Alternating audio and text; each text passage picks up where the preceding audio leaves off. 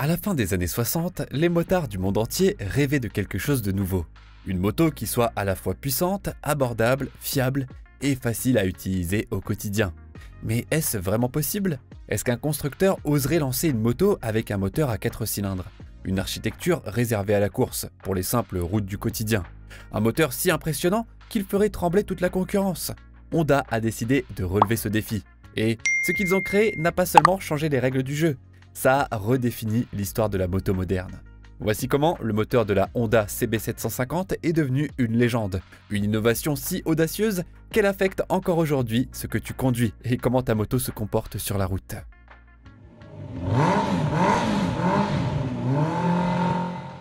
« 1969, une année charnière.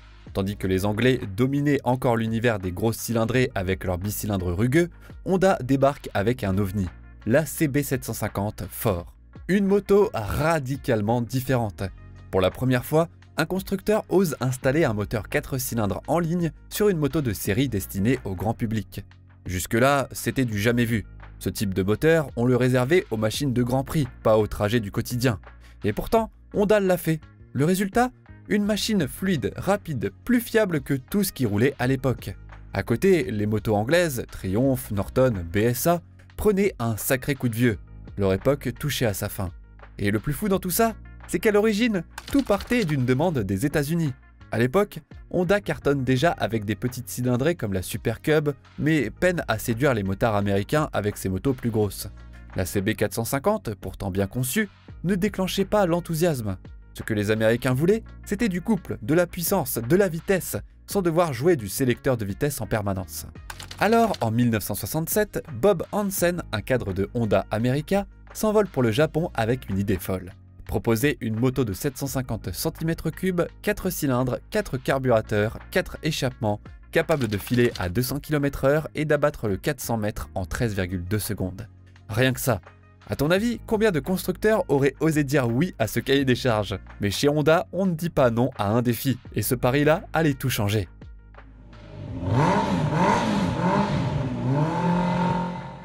Derrière la CB750, il y a un homme, un visionnaire. Soichiro Honda, le fondateur. Un ingénieur, mais surtout un provocateur d'idées. Pour lui, le progrès n'est possible que si l'on bouscule les conventions. Il avait une maxime qu'il répétait souvent. Nous n'avons qu'un seul avenir, et il sera fait de nos rêves si nous avons le courage de défier les règles. Cette philosophie, c'est l'ADN même du projet CB750. Au moment où l'idée de cette moto émerge, Honda vient tout juste de quitter les circuits de Grand Prix, après avoir remporté le championnat du monde 500cc en 1966. Un retrait stratégique, mais pas un abandon. Car Honda a emmagasiné un savoir-faire colossal grâce à la compétition. Et désormais, Soichiro veut le mettre à la portée de tous les motards. Il avait aussi une autre phrase qu'il aimait rappeler à ses équipes. Le succès, c'est 1% d'inspiration et 99% d'échecs surmontés. Et c'est précisément comme ça qu'est née la CB750, en affrontant des échecs, en testant, en cassant, en recommençant. Créer un moteur 4 cylindres fiable pour le grand public? Personne n'avait jamais tenté ça. Mais Honda, lui, avait déjà testé des mécaniques similaires sur ses motos de course, comme la RC181, championne du monde en 1966. Il fallait maintenant rendre cette technologie accessible et indestructible. Une ambition folle.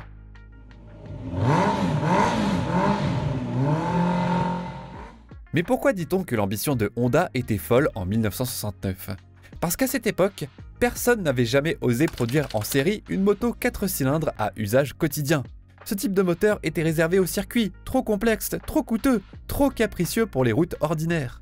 Et pourtant, Honda s'est lancé. Le défi était immense. Concevoir un moteur 4 temps, 4 cylindres, 750 cm3 qui soit à la fois puissant, fiable, durable et économique à produire. Un casse-tête technique. L'équipe d'ingénieurs a finalement opté pour une configuration transversale refroidie par air avec un arbre à cam en tête, SOHC. Pas aussi extrême que les moteurs de course, mais un compromis idéal entre performance, simplicité mécanique et coût de fabrication. Les chiffres, cylindrée 736 cm3. Alésage X-Course 61 mm par 63 mm. Un moteur légèrement longue course inhabituel pour Honda. Taux de compression 9 pour 1. Puissance 67 chevaux à 8500 tours par minute. Pour situer, à l'époque, c'est plus que le double de ce que proposaient la plupart des bicylindres anglais. et même plus que le gros V-Twin Harley-Davidson de 1300 cm3. Et tout ça sans les fuites d'huile, ni les caprices d'embrayage ou d'allumage. Alors, tu comprends mieux pourquoi cette ambition était folle? Parce qu'elle semblait tout simplement irréalisable, jusqu'à ce que Honda prouve le contraire. Et toi, tu penses qu'un constructeur oserait encore un pari aussi risqué aujourd'hui?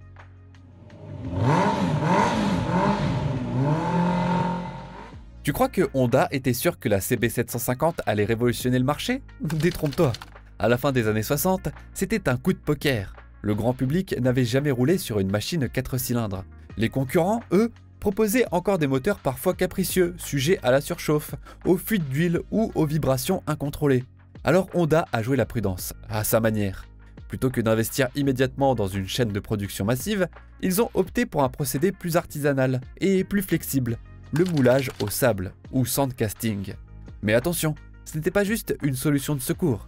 Le sandcasting permettait aussi une bien meilleure maîtrise des tolérances mécaniques et thermiques, ce qui était crucial pour un moteur aussi innovant. En utilisant des moules en sable, Honda pouvait ajuster plus finement l'épaisseur des parois, soigner le refroidissement interne et éviter les défauts structurels que l'on retrouvait souvent sur les blocs coulés à la chaîne par d'autres constructeurs. Autrement dit, ce moteur fabriqué à l'ancienne était plus robuste que ceux de la concurrence moderne. Résultat, environ 7400 moteurs Sandcast sont produits. Un nombre modeste, mais ces premiers exemplaires, plus épais, mieux finis et plus stables à haute température, ont largement contribué à la réputation de fiabilité légendaire du CB750. Et aujourd'hui, ces modèles sont devenus de véritables trésors de collection. Une pré-série s'est même vendue 148 100 $, soit environ 135 000 €, pour une moto qui coûtait à l'origine l'équivalent de 1400 €. Alors, à ton avis, est-ce qu'un moteur mieux conçu à la main vaut vraiment ce prix, ou est-ce juste un mythe de collectionneur?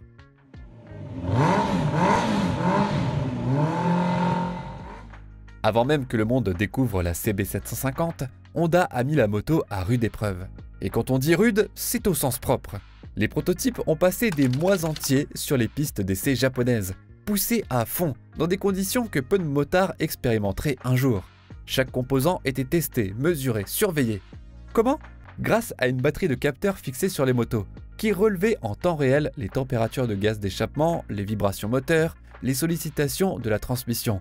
Bref, tout ce qui pouvait casser ou s'user de façon anormale était enregistré, analysé et corrigé. Mais le moteur n'était que la moitié du défi. Le reste de la moto, pneus, chaînes, embrayage, freins, n'était tout simplement pas prêt à encaisser une telle puissance. Honda a donc dû repenser intégralement des composants périphériques, y compris des éléments souvent négligés à l'époque, comme la chaîne de transmission secondaire qui devait résister aux couples sans casser, ni s'étirer prématurément. Même les pneus ont été développés spécifiquement pour ce modèle. Imagine, en 1969, peu de gommes sur le marché pouvaient encaisser une vitesse de 200 km/h sur des dizaines de kilomètres sans fondre ou se déformer. Et c'est là que Honda a frappé fort. Chaque détail comptait, rien n'a été laissé au hasard.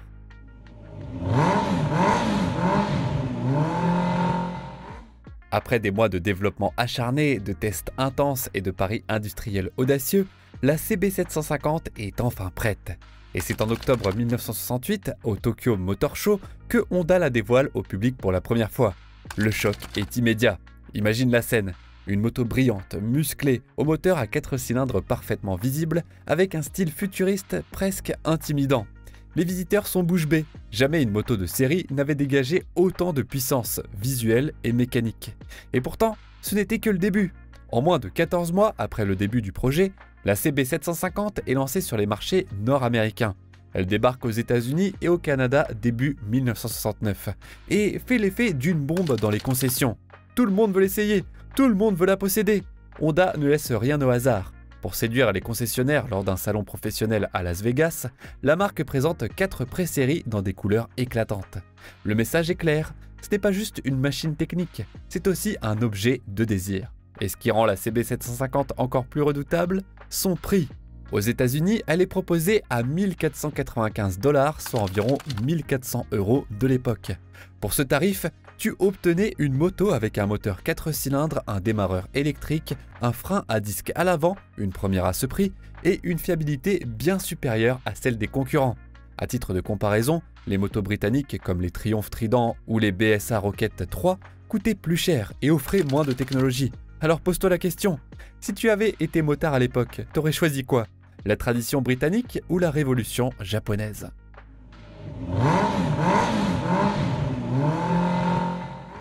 Jusqu'à la fin des années 60, les constructeurs britanniques régnaient sans partage sur le marché des grosses cylindrées.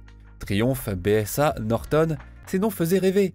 Leurs bicylindres bruyants, parfois capricieux, mais pleins de caractère, incarnaient la moto à l'ancienne, virile, rugueuse, authentique. Et puis Honda a lancé la CB750, et tout a basculé.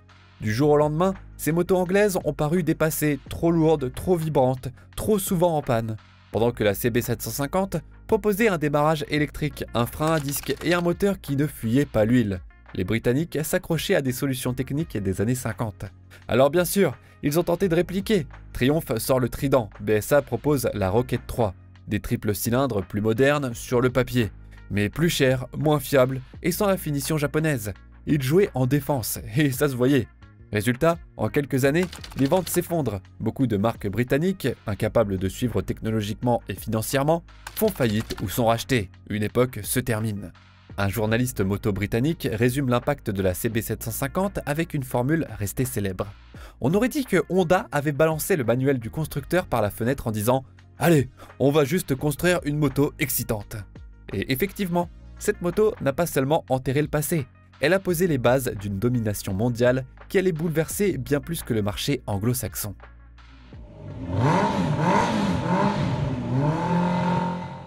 Si la CB750 a mis fin à la domination britannique, elle a aussi bouleversé l'équilibre mondial de l'industrie moto. D'abord en Europe continentale, où des marques comme BMW ou Ducati ont rapidement compris qu'elles ne pouvaient plus se contenter de leurs recettes classiques. BMW, réputé pour ses moteurs flat twin robustes, commence à développer des modèles plus performants. Ducati, de son côté, intensifie ses recherches sur les moteurs bicylindres à distribution desmodromique pour rester compétitive face à la puissance linéaire et fluide du 4 en ligne japonais. Mais l'impact est tout aussi fort en Asie, où la CB750 devient une icône dans des pays comme l'Indonésie, la Malaisie ou la Thaïlande. Elle est admirée, copiée, parfois même utilisée dans des courses locales improvisées. Dans certaines régions, elle devient un symbole de statut social. Et ce succès fulgurant provoque un séisme, jusque chez les constructeurs japonais. Kawasaki, surpris par l'audace de Honda, décide de réagir. La marque repousse le lancement de son propre projet de 750 cm3, le Z1, pour dépasser les performances de la CB750.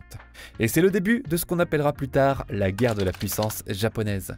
Yamaha et Suzuki ne tardent pas non plus à entrer dans la danse. Chacun veut sa part du gâteau, et cette émulation va donner naissance à une décennie d'innovation à un rythme effréné, avec des modèles de plus en plus puissants, technologiques et toujours plus accessibles. Mais avant de parler de cette course à la puissance, il faut comprendre un autre phénomène que la CB750 a déclenché, un phénomène culturel.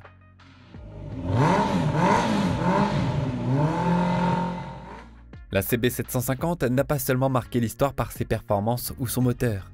Elle a changé la perception même de la moto dans la culture populaire. Avant elle, rouler à moto, c'était souvent réservé à une niche, les puristes, les mécanos du dimanche, les clubs de passionnés. Mais avec la CB750, la moto entre dans une nouvelle ère, celle de la modernité, du style et d'une certaine forme de liberté. Dans les années 70, elle devient l'arme favorite d'une nouvelle génération de motards, ceux qui veulent rouler vite, loin et avec style. Son look racé et son moteur nerveux en font une base de choix pour les préparations café racer, qui explosent alors en Europe comme aux États-Unis, et son accessibilité en fait une vraie démocratisation de la performance. Plus besoin d'être fortuné pour posséder une moto qui atteignait les 200 km/h. Pour la première fois, les classes moyennes ont accès à une machine performante, fiable et sexy, un rêve de vitesse et de liberté devenu tangible. Et cette image va traverser les frontières, et même les écrans. On la retrouve dans des films, des clips, des bandes dessinées, souvent comme symbole de modernité, de rébellion élégante, d'indépendance. Dans certains milieux urbains, elle devient un objet culte, qui s'affiche aussi bien dans les rassemblements moto que dans les vitrines de boutiques design. Et toi, tu te souviens d'avoir vu une CB750 dans un film ou dans une rue quand tu étais gamin? Rien que son bruit, on savait que c'était quelque chose de différent.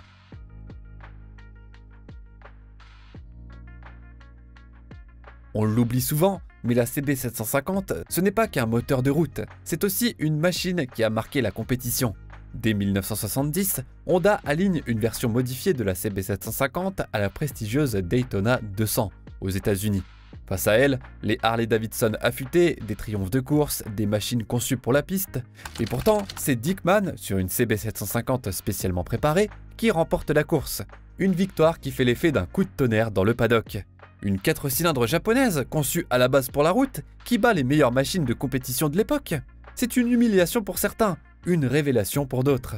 Mais ce n'est pas un coup isolé. La CB750 s'illustre aussi dans les courses d'endurance, comme le Bol d'Or ou les 24 heures du Mans moto. Sa fiabilité à toute épreuve, sa puissance linéaire et sa stabilité à haute vitesse en font une base appréciée des équipes privées. Et surtout, elle va inspirer toute une lignée de motos sportives chez Honda. La CB900F dans les années 80, puis les CBR 600F et CBR 900RR dans les années 90, jusqu'au superbike moderne d'aujourd'hui. L'ADN de la CB750, performance, innovation, polyvalence, se retrouve encore dans les motos sportives actuelles. C'est fou de se dire qu'un modèle né pour la route ait pu poser les bases d'une dynastie de machines de course.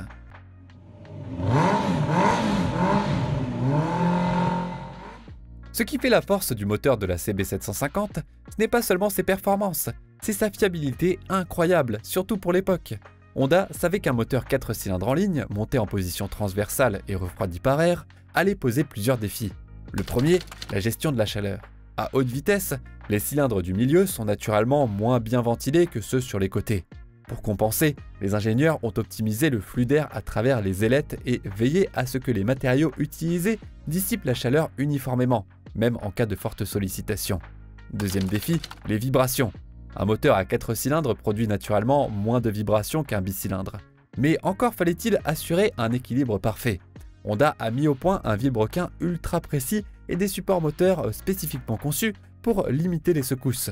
Une révolution pour les motards habitués au tremblement des vieilles anglaises. Troisième prouesse, la boîte de vitesse et l'embrayage, capable de supporter la puissance sans s'user prématurément, même en cas de conduite sportive. Enfin, il ne faut pas oublier l'innovation du frein à disque avant, totalement inédite à ce niveau de gamme en 1969. Honda a adapté une technologie issue de l'automobile et l'a rendue fiable sur deux roues, en prenant en compte des contraintes inédites. Poids réduit, comportement sous la pluie, gestion du mordant sans ABS. Un vrai tour de force. Toutes ces innovations, tu les retrouves encore aujourd'hui sur les motos modernes.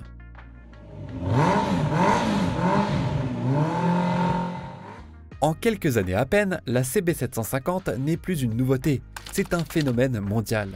Dès 1973, Honda vend plus de 60 000 unités par an rien qu'aux États-Unis. Le succès est tel que le modèle devient un repère, une référence dans le monde entier. Et avec lui, une nouvelle catégorie de motos voit le jour, les UJM, ou Universal Japanese Motorcycles.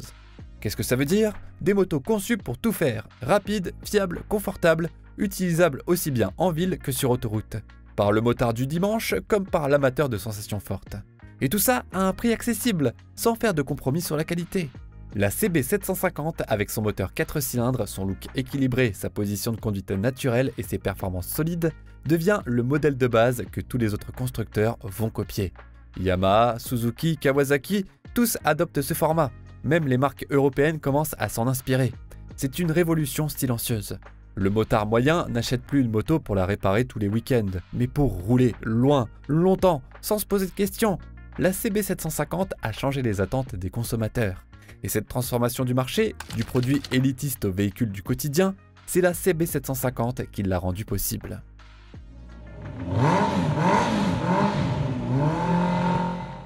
La CB750 n'était pas juste une moto révolutionnaire, elle est devenue un symbole d'ingéniosité, d'audace et de rupture.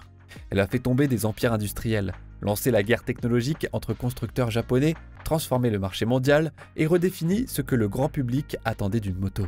Mais surtout, elle a inspiré. Des générations entières de motards se souviennent de son look racé, de sa sonorité unique, de sa capacité à filer à 200 km/h sans trembler ni fuir l'huile. Elle a marqué l'entrée des motos japonaises dans les musées, comme au Guggenheim de New York dans The Art of the Motorcycle. Et même dans les garages des stars. Steve McQueen possédait un modèle de pré-série moulé au sable, l'un des plus rares au monde.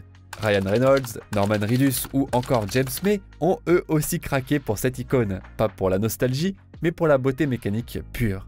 Aujourd'hui, ces motos se vendent à prix d'or. Un exemplaire Sandcast en bon état dépasse souvent 40 000 à 60 000 euros. Les modèles pré-série Mint peuvent grimper à 100 000 € et plus aux enchères. Et même les versions plus courantes, bien restaurées, s'arrachent entre 10 000 et 20 000 € sur le marché européen. Mais la CB750, ce n'est pas qu'une pièce de musée. Elle continue d'inspirer les motos modernes. Les préparateurs Café Racer, les modèles néo-rétro comme la Honda CB1100 ou la Kawasaki Z9000 RS. Et même les ingénieurs qui rêvent encore de marier fiabilité, plaisir et intelligence mécanique. Le 4 cylindres en ligne, aujourd'hui devenu la norme, c'est elle. La moto performante, accessible et sans compromis, c'est encore elle. La superbike moderne, elle en est la mère. Plus de 50 ans plus tard, la CB750 continue de vivre. Dans chaque ligne de cadre, chaque coup de gaz, chaque idée nouvelle qui fait battre le cœur des motards.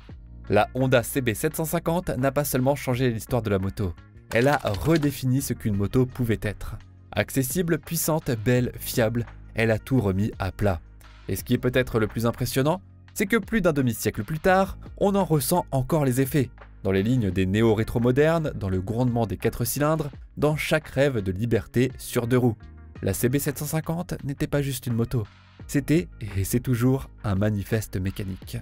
N'oublie pas de liker et partager cette vidéo si ça t'a plu et abonne-toi pour ne rien manquer de nos prochaines vidéos sur l'univers de la moto.